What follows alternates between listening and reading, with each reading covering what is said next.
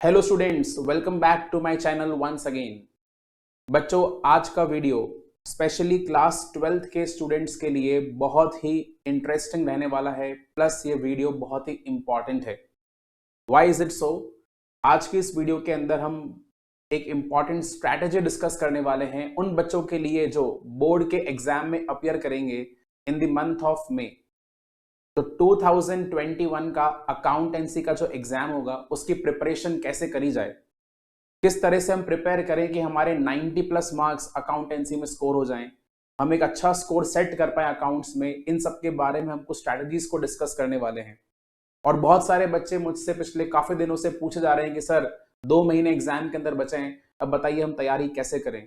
हमें सब कुछ आता है, रिवाइज भी हमने कर लिया, बट वो कॉन्फिडेंस नहीं आ पा रहा है। हम समझ नहीं पा रहे कि हमें और क्या एक्स्ट्रा करना चाहिए, हमें सैम्पल पेपर्स करने चाहिए या नहीं करने चाहिए, हमें कौन सी किताब से प्रैक्टिस करनी चाहिए। ऐसे मिसलेनियस क्वेश्चंस सभी बच्चों के दिमाग में हैं। तो मैंने सोचा क्यों ना इस चीज के ऊपर एक वीडियो बनाया जाए और बच्चों के डाउट्स को सॉल्व किया जाए। तो आइए बच्चों, मेरे साथ में सबसे पहले हम ये डिस्कस करते हैं कि हमारा सिलेबस का वेटेज क्या है, टॉपिक्स क्या क्या हैं, और फिर बच्चों हम एक बहुत ही अच्छी स्ट्रैटेजी फ्रेम करेंगे आपके मार्क्स के लिए। आइए देखिए मेरे साथ में। तो ये है बच्चों हमारा अकाउंटेंसी का क्लास 12th का सिलेबस। 80 मार्क्स का, जैसा कि आपको मालूम है, थ्योरी पेपर होता है और 20 मार्क्स प्रोजेक्ट को एलोकेट करे जाते हैं। तो प्रोजेक्ट वर्क के बारे में हम चर्चा नहीं करने वाले, क्योंकि वो तो प्रोजेक्ट जो है वो आपके स्कूल में लिया जाएगा। जो वाइवा है, प्रैक्टिकल है, आपके स्कूल में होगा। हम इसकी बात अभी नहीं कर रहे हैं, हम बात कर रहे हैं हमारे थ्योरी पेपर की कि 80 ऑन 80 मार्क्स हम कैसे स्कोर कर पाएंगे, एक ढंग से अपने स्केड्यूल को फ्रेम करके, एक अच्छे से तैयारी करके हम कैसे फुल मार्क्स ऑब्टेन कर सकते हैं अपने थ्योरी पेपर में। तो आइए बच्चों, part A and part B, ये हमारे दो इंपॉर्टेंट डिस्कशन एरियाज हैं अकाउंटेंसी के लिए, part A and part B. So part A में हमें 3 तरह के डिस्कशंस को समझना है। सबसे पहला है not for profit organisations, second है पार्टनरशिप फर्म्स, एंड थर्ड है company accounts. Where in part B we have the analysis of financial statements. तो ये बेसिकली हमारे 4 अलग अलग पोर्शंस हैं सिलेबस के, जो क्लास 12th के एग्जामिनेशन में टेस्ट किए जाते हैं, राइट। अब हमें यहाँ पे एक ब्यूटीफुल स्ट्रैटेजी फ्रेम करनी है जिससे हम समय पर अपना कोर्स फिनिश कर पाएं और एटलीस्ट हम 2 से 3 बार यहाँ पे रिवीजन भी कर पाएं। ठीक है, तो आने वाले 2 महीने जो हमारे एग्जाम के बचे हैं, इसमें हम चाहते हैं कि हमारा कोर्स जो है वो कंप्लीट हो जाए, साथ में हम 2 से 3 बार रिवीजन कर पाए। तो ये सब कैसे मुमकिन होगा, इसी बात को मैं आपको समझाने वाला हूं। बच्चों, हम लोग यहाँ पे क्या करेंगे, हम लोग यहाँ पे अपने सिलेबस को 3 एरियाज में डिवाइड करेंगे। मैं इसको बोलता हूं area A, area B and area C. ठीक है, आप सबको भी यही करना है। Divide your syllabus into 3 different areas, area A, area B and area C. So area A is a very very important area and that will be giving you a very high weightage in the examinations. बड़ा ही important area है और इसमें जो हम questions cover करेंगे वो बहुत ज्यादा वैल्यू वाले क्वेश्चंस होंगे एंड डेफिनेटली वो क्वेश्चंस एग्जाम में पुट अप भी होंगे। एरिया बी के अंदर हम कुछ मीडियोकर लेवल के टॉपिक्स लेंगे जिनसे वेटेज थोड़ा कम होता है, बट डेफिनेटली ये भी एग्जाम्स में आते हैं और थोड़े मीडियम लेवल की टफनेस के होते हैं। बट जो अपन लेवल सी की बात करेंगे, यहाँ पे बहुत ही सिंपल सिंपल चैप्टर्स होंगे जिनसे वेटेज भी कम रहता है। ठीक है, और ये आपसे इजीली सॉल्व भी हो जाते हैं इनके क्वेश्चंस। तो ए बी सी, ये हमने यहाँ पे 3 डिविजन जो है वो क्रिएट कर लिए हैं। अब मैं ए में क्या क्या इंक्लूड करने वाला हूं। डिवीजन ए के अंदर सबसे पहले हम चैप्टर डालेंगे नॉट फॉर प्रॉफिट ऑर्गेनाइजेशंस का। ठीक है बच्चों, एनपीओ जो हमारा चैप्टर है, not for profit organisations, this has been classified into A, part A. ठीक है, ये पार्ट ए हमारे अकॉर्डिंग है, पेपर का पार्ट ए नहीं है, पार्ट ए हमारे अकॉर्डिंग है। अब मैंने इसको पार्ट ए में क्यों रखा है, अगर आप देखें तो इस चैप्टर का जो इंडिविजुअल वेटेज है that is 10 marks. 10 marks for a single chapter. It means that this chapter is of the utmost importance. अगर हम यहाँ पे क्वेश्चंस के पैटर्न की बात करें तो we can expect a question of 6 marks, we can expect a question of 3 marks, we can expect a question of 1 marks. तो 6 plus 3 plus 1, 6 नंबर का एक बड़ा क्वेश्चन आ सकता है, 3 नंबर का एक छोटा क्वेश्चन आ सकता है, 1 नंबर का मल्टीपल चॉइस क्वेश्चन आ सकता है। तो आप देखिए 3 क्वेश्चंस एक सिंगल चैप्टर से पूछे जाएंगे। आप समझ सकते हैं कि चैप्टर कितना इंपॉर्टेंट रहने वाला है। तो एनपीओ किसी भी बच्चे को छोड़कर नहीं जाना है। अगर आप फुल मार्क्स टारगेट कर रहे हैं अपने एग्जाम में, do not leave the topic of NPO. NPO should be done on a very much priority basis. Okay, 10 marks for a single chapter and 3 questions are expected in our examinations, right? Next we have the unit of partnership.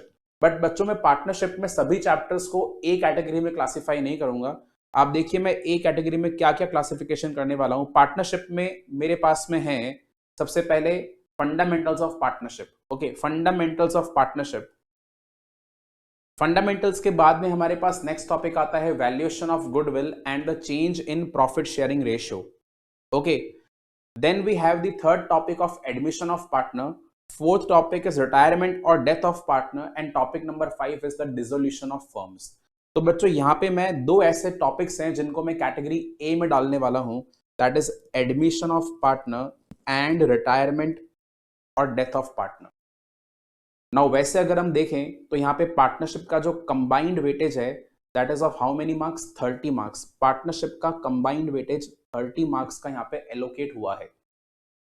But अगर हम questions की बात करें तो admission, retirement and death, admission, retirement and death आप ऐसा कह सकते हैं कि ये सब कुछ मिलाकर अप्रोक्सीमेटली 15 मार्क्स कवर करेगा ही करेगा। यानी कि आप देखिए 15 नंबर हम लोग admission, retirement and death in तीनों चैप्टर्स को कंप्लीट करके ला सकते हैं। तो retirement, death, admission are classified into again part A for me. ठीक है, कैटेगरी ए के अंदर हम इसको डालने वाले हैं। नेक्स्ट हमारे पास में आता है accounting for companies. So accounting for companies में we have two different chapters, that is the accounting for share capital and the accounting for debentures.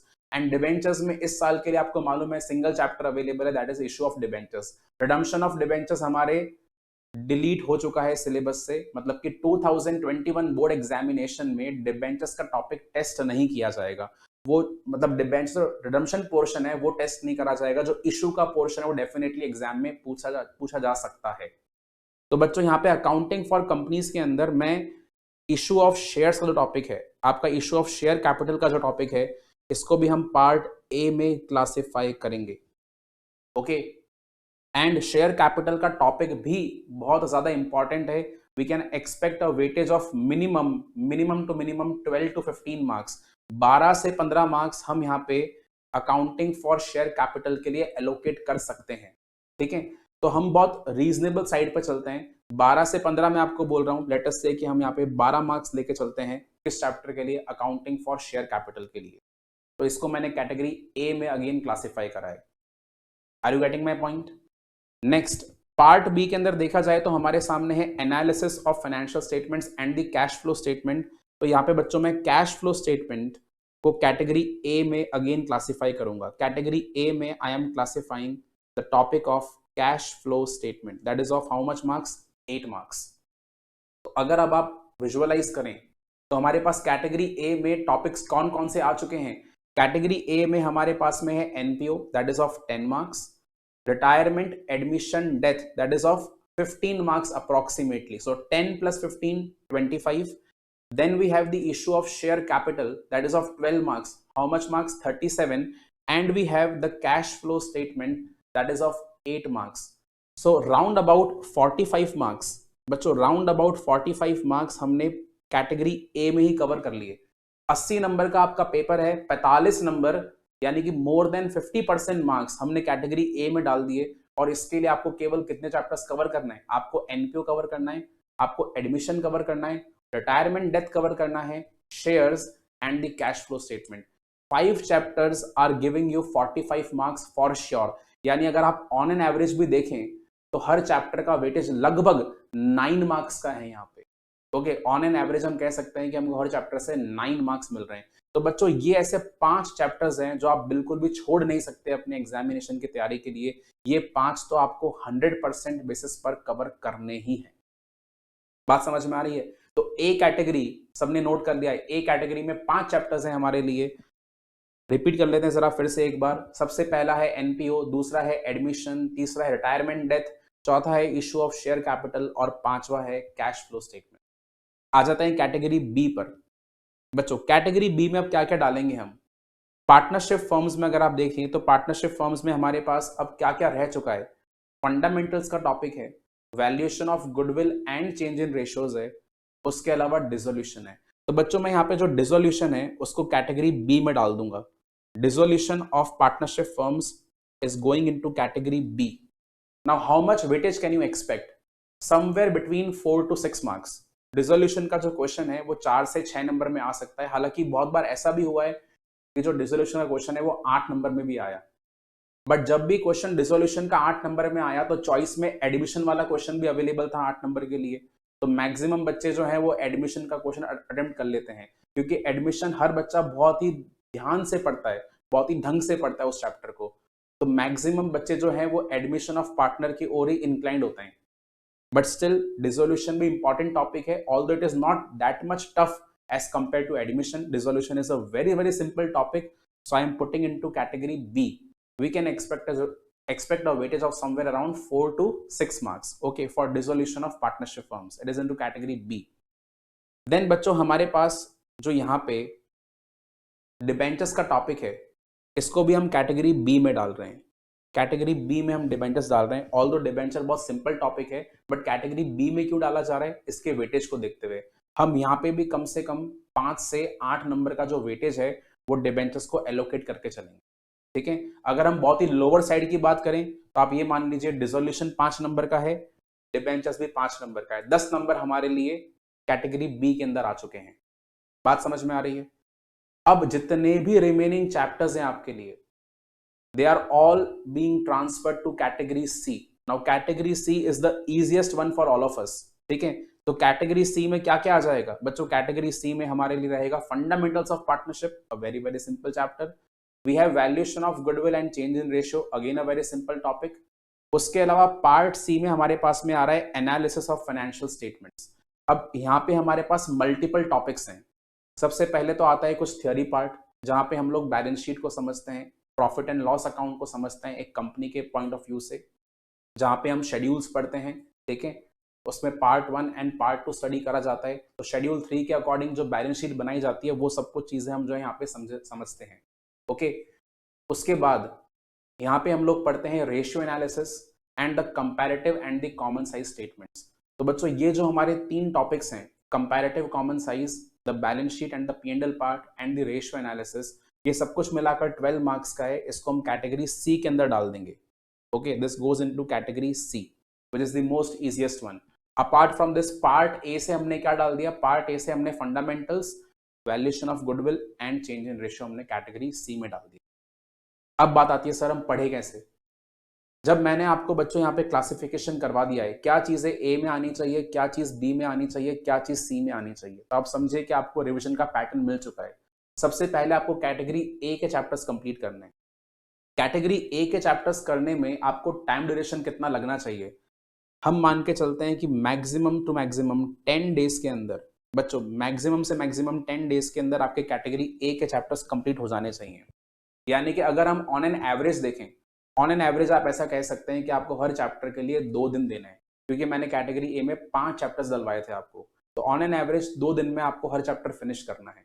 उसमें आपको शॉर्ट क्वेश्चंस भी करने हैं, उसके मीडियम क्वेश्चंस भी करने हैं और लॉन्ग टाइप क्वेश्चंस भी करने हैं। ठीक है, उसके बाद कैटेगरी बी, कैटेगरी बी के अंदर हमने डाले हैं केवल 2 चैप्टर्स, राइट? और वो 2 चैप्टर्स कौन कौन से थे? सबसे पहला हमने लिया है डिसोल्यूशन और दूसरा हमने लिया है डिबेंचर्स। तो कैटेगरी बी को कंप्लीट करने के लिए हार्डली आपको लगने चाहिए 3 days, 3 days for category B. एंड फिर आती है बात कैटेगरी सी की। तो कैटेगरी सी में हमने कुछ मल्टीपल चैप्टर्स लिए हैं। एनालिसिस ऑफ फाइनेंशियल स्टेटमेंट्स के 3 जो टॉपिक्स हैं वो हमने कैटेगरी सी में रखे। उसके अलावा fundamentals, change in ratio and goodwill. तो इसके लिए भी यहाँ पे हम लोग 10 डेज का एलोकेशन करके चल रहे हैं। सो 10 + 10 + 3, 23 डेज के अंदर आप अपना 1 टाइम फुल कोर्स कर सकते हैं। बच्चों आने वाले 2 महीने के अंदर आप राउंड अबाउट 23 डेज में अपना कोर्स पूरा का पूरा एक बार कंप्लीट कर सकते हैं। आपको करना क्या है? आपको इनके कॉन्सेप्ट्स को स्टडी करके, जहां पे भी आपने कोचिंग लिया है, जिस भी जगह से आपने पढ़ा है, जैसे भी आपने पढ़ाई करी है, सेल्फ स्टडी करी हो या कोचिंग से करी हो या कहीं से भी करी हो, वहां पे जो भी आपने कॉन्सेप्ट्स पढ़े हैं उन कॉन्सेप्ट्स को रिवाइज करके इन सभी चैप्टर्स के आपको अच्छे अच्छे क्वेश्चन सॉल्व करने हैं। हर टॉपिक को कवर करते हुए चलना है, किसी भी टॉपिक को स्किप नहीं करेंगे। Cover each and every topic while your preparations. ठीक है, तो 23 डेज के अंदर आपका जो साइकिल नंबर 1 है कोर्स कंप्लीशन का वो हो जाएगा। उसके बाद क्या, हमारे पास 2 महीने हैं, यानी राउंड अबाउट अभी भी हमारे पास में 37 डेज पेंडिंग है। इन 37 डेज में हम क्या करेंगे, इन 37 डेज में हम कम से कम 2 से 3 बार रिविजन कर सकते हैं। कैसे करेंगे जरा सोचिएगा। 23 डेज में हमने एक बार कोर्स फिनिश करा, इसके बाद हम अगला रिविजन करेंगे कुल मिलाकर 15 दिन के टाइम ड्यूरेशन में। ठीक है, तो 15 दिन में आप अपना सेकेंड रिविजन जो है वो प्लान आउट कर सकते हैं, यानी कि आपको अपने डेज थोड़े रिड्यूस करने पड़ेंगे। ठीक है, आप ड्यूरेशन को ऑलमोस्ट ऐसा कह सकते हैं कि हाफ ऑफ कर दीजिए। जहां पे पहले आपने 10 डेज दिए थे वहां पे आप 5 to 6 डेज दे सकते हैं, जहां पे आपने 3 डेज दिए वहां पे आप 1.5 to 2 डेज दे सकते हैं। ओके, इस तरह से आपको 15 दिन में अपना सेकेंड साइकिल फिनिश कर देना है, किसका, रिविजन का। उसके बाद जो हमारा थर्ड साइकिल आएगा पढ़ाई करने का, उसके अंदर आप कितने डेज का एलोकेशन कर सकते हैं। 15 डेज का हमारा पहला साइकिल था, अगला आप साइकिल 10 डेज के लिए कर सकते हैं, थोड़ा और भी कम कर देना है। अब सवाल ये उठता है सर ये कैसे कम किया जाएगा। जितने भी क्वेश्चंस आपने फर्स्ट टाइम रिवीजन में करे थे वो सारे के सारे क्वेश्चंस तो आपको सेकंड टाइम में करने की जरूरत नहीं है, उससे कुछ कम ही क्वेश्चंस होंगे। तो जो क्वेश्चन आपको लगता है बड़ा इंपॉर्टेंट है, इसमें कुछ डिफरेंट पॉइंट है, या फिर जो कॉम्प्रिहेंसिव प्रॉब्लम्स होती हैं हमारी किताबों के अंदर जो काफी सारे कॉन्सेप्ट्स कवर करती हैं, वो हमको नेक्स्ट टाइम रिविजन में लेना है। यानी कि आपका रिविजन का बर्डन कम होना चाहिए, बढ़ना नहीं चाहिए। इस तरह से बच्चों क्या होगा, आप देखिए 23 + 15 38 days, 38 days plus 10 days are how much, 48 days. 48 days के अंदर हमने अपने कोर्स को 3 बार घुमा लिया है, 3 बार पूरी तरह से पढ़ लिया है। एक बार तो कंप्लीटली स्टडी करा और 2 बार हमने इसको रिवाइज कर लिया।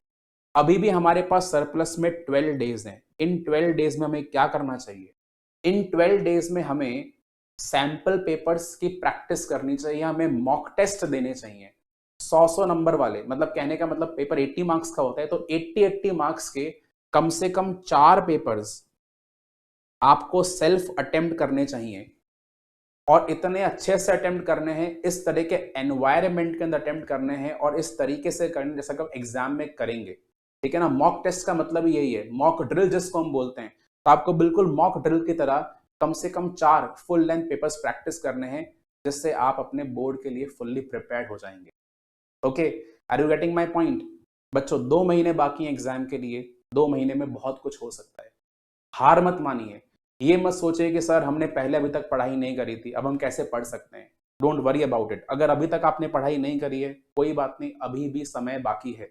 2 महीने के अंदर काफी कुछ किया जा सकता है। ठीक है, आपके पास एक दिन में 24 आवर्स अवेलेबल होते हैं। मैं आपको पूरे 2 महीने 24 आवर्स पढ़ने के लिए नहीं कह रहा हूं। How much time should you devote for accountancy? If you are devoting 5 hours in a day, 5 hours in a day, that is more than sufficient. And 5 hours considering कि आपके बोर्ड्स मे के एग्जाम में है is not a very much big deal. I know कि आपके पास और भी बहुत सारे सब्जेक्ट्स हैं, बट अकाउंटेंसी के लिए specially for the commerce students accountancy is a very very important subject. हर बच्चे का एक ड्रीम होता है बड़े अच्छे नंबर इसमें हम लेकर आएंगे सर। तो कम से कम 5 घंटे अगर आप दे देंगे अकाउंटेंसी को तो आपके लिए बहुत सफिशिएंट रहने वाला है। एंड जब प्रैक्टिस करें तो ये ध्यान रखें कि जैसा आप बोर्ड के अंदर प्रेजेंटेशन करेंगे बिल्कुल उस पैटर्न पे प्रैक्टिस करिए, क्योंकि अगर प्रेजेंटेशन में कमी रह गई तो डेफिनेटली फिर आपके नंबर जो हैं वो मेन एग्जाम में कट जाएंगे। तो प्रेजेंटेशन पे आपको बहुत ध्यान देना है, जो भी करना है बहुत ही तरीके से करना है। ओके, सो आई होप सबको ये जो प्लानिंग है वो समझ में आ गई है। 23 days for first plan, 15 days for second plan and 10 days for third plan. उसके बाद जो रिमेनिंग 12 डेज हैं हमारे, उसमें हम क्या करेंगे, पेपर्स की प्रैक्टिस करेंगे। And this plan, this complete plan of the revision of accountancy will definitely help you in getting a big success, right? तो बच्चों आई होप सबको ये जो प्लान है काफी पसंद आया होगा। एंड इफ यू फील कि सर हमें किसी और सब्जेक्ट के रिगार्डिंग में गाइडेंस चाहिए तो प्लीज कमेंट बॉक्स का भरपूर इस्तेमाल करिए। कमेंट बॉक्स में अपने कमेंट्स दीजिए। आपको अगर किसी और पर्टिकुलर टॉपिक पे कोई वीडियो चाहिए तो डेफिनेटली मुझे बताइए। Okay, till then bye bye and all the best for your upcoming examinations.